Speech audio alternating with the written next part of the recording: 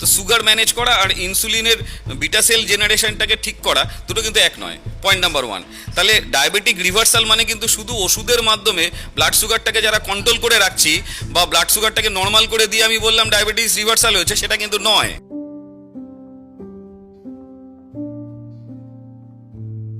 নমস্কার, সিটিভিএন পডকাস্টে আপনাদের সকলকে স্বাগত। আজকে আমাদের আলোচনার বিষয় ডায়াবেটিস রিভার্সাল। এই বিষয়টা সম্পর্কে আমি অনেকটা বিস্তারিত জানবো। কার কাছ থেকে জানবো? আমাদের কাছে আজকে রয়েছেন, আমাদেরকে সমৃদ্ধ করেছেন আজকে আমাদের যিনি গেস্ট, তিনি হচ্ছেন, তার প্রথমে আমি পদবিগুলো একটু বলি। His excellency ambassador sir doctor professor Rajdeep Dutta. অনেক স্বাগত স্যার আপনাকে। আমি শুরুতেই একদম সোজাসুজি টপিকে যাব। এই যে ডায়াবেটিস রিভার্সাল, এই বিষয়টা আমরা খুব শুনি আজকালকার দিনে, কিন্তু এটা কি সত্যি সম্ভব? দেখুন, যদি সায়েন্সের দিক থেকে বলতে হয়, এটা সম্ভব। বিশ্বাস করা শক্ত, কিন্তু হবে। বিশ্বাস করা শক্ত, কিন্তু হবে, কিন্তু তার পথ আছে। তার পথটা কিন্তু সোজা নয়।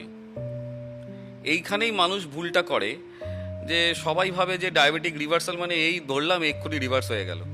এরকম কিন্তু হয় না, ঠিক আছে? আমি একটু রিভার্সালের প্রসেসটা বলে দিই, তাহলে বুঝতে পারা যাবে। তারা সবার আগে হচ্ছে কি ডায়াবেটিস, তাই না? তাহলে ডায়াবেটিসের শুরুটা কোথা থেকে হচ্ছে না? ডায়াবেটিসের শুরুটা কথা হচ্ছে, আমি আগেও বলেছি যে ইনসুলিন নামক একটা হরমোনের ডিসঅর্ডার থেকে, এবং সাইমেন্টেনিয়াস আরও কিছু ডিসঅর্ডার, হরমোন ডিসঅর্ডারের কারণে আমাদের শরীরে বিভিন্ন ধরনের প্রবলেম তৈরি হয়। সেই প্রবলেমগুলো কিন্তু ডায়াবেটিসটাকে বেসিক্যালি লক্ষণ দেয় যে হ্যাঁ ডায়াবেটিস হয়েছে তোমার, ঠিক আছে? বা ক্রিটিক্যালিটি বা সিভিয়ারিটি, গ্রেড 1, গ্রেড 2, গ্রেড 3, বা different type of diabetes. Type 1 আছে, টাইপ 2 আছে, বিভিন্ন জেস্টেশনাল ডায়াবেটিস আছে, মানে প্রেগনেন্সির পরেও ডায়াবেটিস হয়, এটা জেস্টেশনাল ডায়াবেটিস। ডিফারেন্ট ডায়াবেটিস আছে। তো এই জায়গাগুলোকে রিভার্সাল, এইটাই হচ্ছে কি মেন ব্যাপার। তাহলে জেস্টেশনাল ডায়াবেটিসটাকে যদি আমি ছেড়ে দিই, তারপরে হ্যাঁ আমার বেসিক টাইপ 1, টাইপ 2 ডায়াবেটিসে একটাই জায়গায় আসে, সেটা হচ্ছে গিয়ে প্যানক্রিয়াস থেকে ইনসুলিন কমে যাচ্ছে। তাহলে প্যানক্রিয়াসের থেকে ইনসুলিন কমে যাওয়া, প্যানক্রিয়াস হচ্ছে কি islet of Langerhans, actually pancreas থেকে ইনসুলিন তৈরি করে, মানে beta cell. Actually basically islet of ল্যাঙ্গারান্সের বিটা সেল বলে একটা ইয়ে আছে, তো সেখান থেকে অ্যাকচুয়ালি কিন্তু ইনসুলিনটা তৈরি হয়। ইনসুলিনের জেনারেটর বলতে পারেন, যে ইনসুলিন জেনারেট করছে। তাহলে সেই জেনারেশনটাকে ঠিক করতে হবে। এবার আমরা কি করি, উল্টো দিকে সুগারটাকে ম্যানেজ করতে থাকি। তো সুগার ম্যানেজ করা আর ইনসুলিনের বিটা সেল জেনারেশনটাকে ঠিক করা দুটো কিন্তু এক নয়, পয়েন্ট নাম্বার ওয়ান।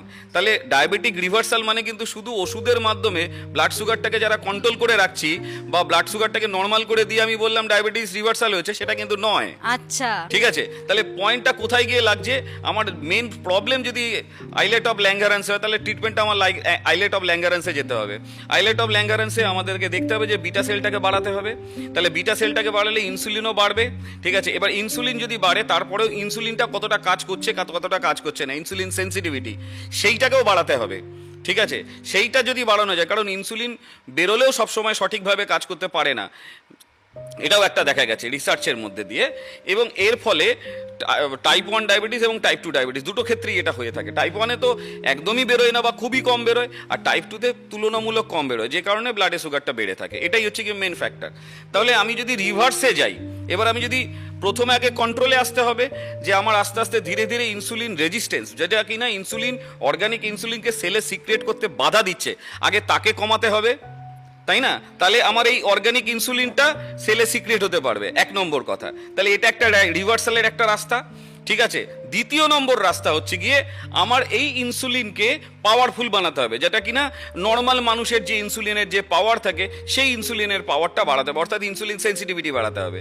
যদি ইনসুলিনের সেন্সিটিভিটি বাড়ানো যায়, যদি ইনসুলিনের রেজিস্ট্যান্স কমানো যায়, তাহলে সেই ইনসুলিনটা কিন্তু সেলে সিক্রিয়েট করবে।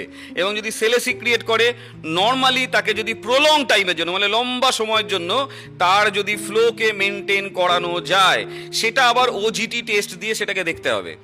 যদি ওজিটি টেস্ট, মানে চিনি খাইয়ে টেস্ট যেটাকে বলছি আমরা, গ্লুকোজ টলারেন্ট টেস্ট, সেই টেস্টের মাধ্যমে যদি কন্টিনিউ বেসিস 3 মাস বা 4 মাসের 3টে বা 4টে কনজিকিউটিভ টেস্ট যদি পাস করে যায়, তার মানেটা কি, তার নর্মাল ডায়েটে থেকে, আমি কিন্তু অ্যাবনর্মাল ডায়েটে বলছি না, নর্মাল ডায়েটে থেকে, কোনো অ্যাবনর্মাল ডায়েটে না, নর্মাল ডায়েটে থেকে তার যদি অর্গানিক ইনসুলিন সেলে সিক্রিয়েট করতে পারে, ইন দ্যাট কেস তাহলে তাকে বাইরে থেকে এক্সোজেনাস কোনো ট্যাবলেট বা ইনসুলিন নেওয়ার দরকার পড়ছে না, এবং যদি দরকার না পড়ে তাহলে তার বডি ঠিকমতো ইনসুলিন ম্যানেজ করতে পারছে এবং ইনসুলিন দিতে পারছে, যতটা পাওয়ারফুল ইনসুলিন দরকার ততটা পাওয়ারফুল যাচ্ছে।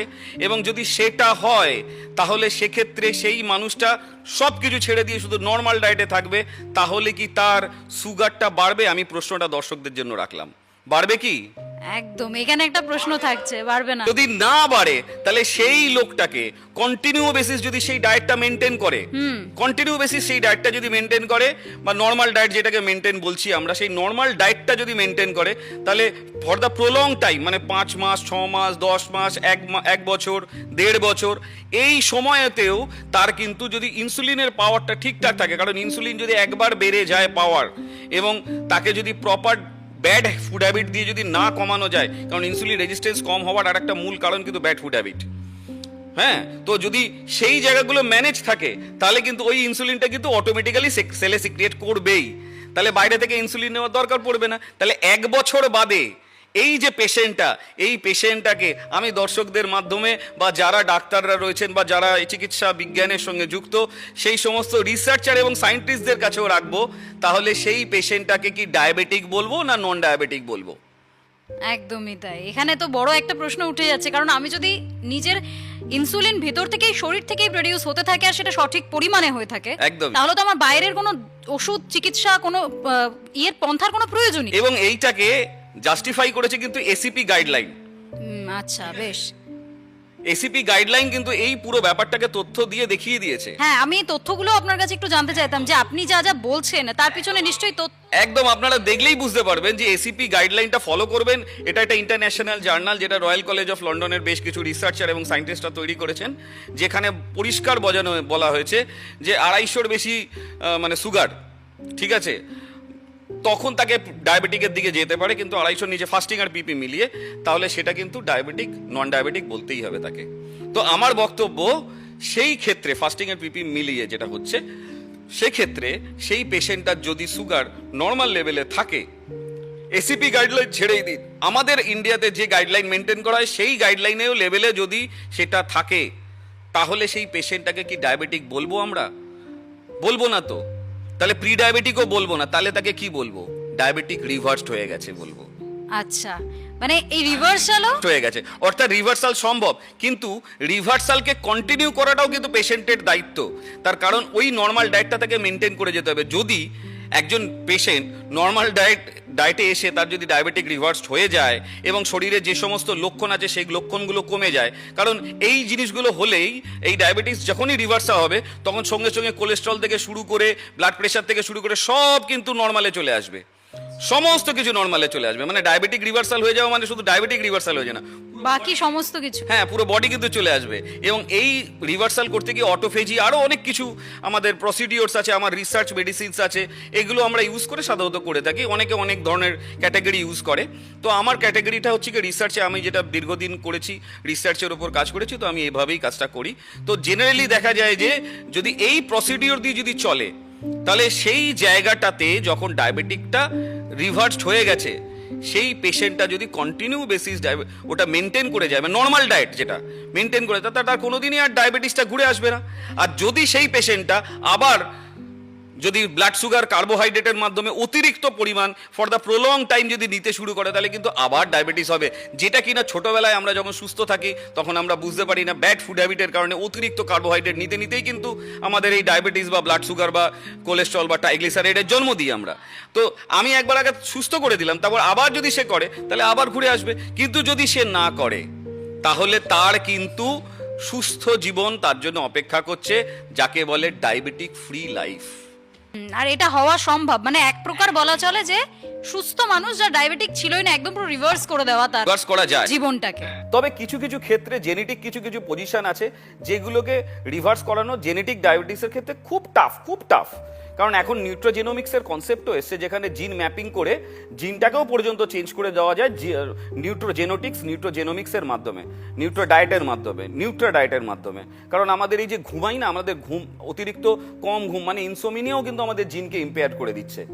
এবং আমাদের জিন রেস্ট না হওয়ার কারণে কিন্তু আমাদের ধীরে ধীরে রোগগুলো, আর এমনিতেই আমাদের বাবা মায়ের থেকে রোগগুলো তো আমাদের শরীরে ঢুকেই থাকে, এবং সেখানে যদি ব্যাড ফুড হ্যাবিট বা অন্য কোনো ফুড হ্যাবিটের জন্য যদি পার্টিকুলার ওই জিনটা যদি ইম্পেয়ার্ড হয়ে যায়, তাহলে কি হলো, বন্দুকের থেকে গুলি বেরিয়ে গেল। আমরা যে বলি না, আমরা পুরো একটা, আমি তো বলি আমাদের পেশেন্টদের যে আমরা হচ্ছে কি একটা বন্দুক পুরো একদম, মানে গুলি ভর্তি বন্দুক আমাদের বডিটা। কিন্তু আমাদের এই কেন গুলি ভর্তি কেন? কারণ আমাদের বাবা মা বা আমাদের পূর্বপুরুষের থেকে কিছু না কিছু রোগ তো আমাদের জিনের মধ্যে এসেই গেছে, তার মানে ওগুলি আমার গুলি হয়ে ঢুকে আছে আমার বন্দুকে। কিন্তু যদি আমাদের ব্যাড ফুড হ্যাবিট বা অন্য কোনো হ্যাবিট যদি আমাদের কন্টিনিউয়াস বেসিস থাকে, সেটাকে যদি ট্রিগার করে দেয়, তাহলেই সেই কিন্তু রোগটা কিন্তু বন্দুকে আর থাকে না, বন্দুক থেকে ছিটকে বেরিয়ে গেল। সেটা কখন হতে পারে ট্রাইগ্লিসাইড, কখন হতে পারে জেনেটিক কোনো ডিসঅর্ডার, কখনো কোনো নিউরো ডিসঅর্ডার হতে পারে, কখনো বা ডায়াবেটিস হতে পারে। একদমই। তাহলে তো সেক্ষেত্রে কিন্তু নিউট্রা ডায়েট দিয়ে করাও কিন্তু বেশ কঠিন কাজ, কিন্তু সেটা এফিশিয়েন্ট লোকেদের হাতে, এফিশিয়েন্ট হ্যান্ডের হাতে ফর দ্য লং টার্ম পর্যবেক্ষণ যদি করা যায়, সেক্ষেত্রে কিন্তু এটা সম্ভব। কিন্তু সেই চান্সটা কিন্তু খুবই কম, বিশেষ করে আমি এটা জেনেটিকের ক্ষেত্রে বললাম। আচ্ছা বেশ, তাহলে এক কথায় বলতে গেলে টাইপ 2 ডায়াবেটিসের ক্ষেত্রে আচ্ছা সম্ভব। আচ্ছা, মানে ডায়াবেটিক রিভার্স সম্ভব, জেনেটিক্সের ক্ষেত্রেও যদি ডায়াবেটিস এসে থাকে সেটাও রিভার্স করে দেওয়া সম্ভব, তাকে সুস্থ করা। তো সেটা কিন্তু খুবই খুব কঠিন প্রসেস, কিন্তু সম্ভব। হ্যাঁ, আজকের জন্য এইটুকুই। তাহলে ডায়াবেটিক ফ্রি লাইফ পাওয়া সম্ভব, এটুকু আপনারা জেনে রাখুন, আর নিজেদেরকে সুস্থ রাখুন, ভালো রাখুন। ধন্যবাদ।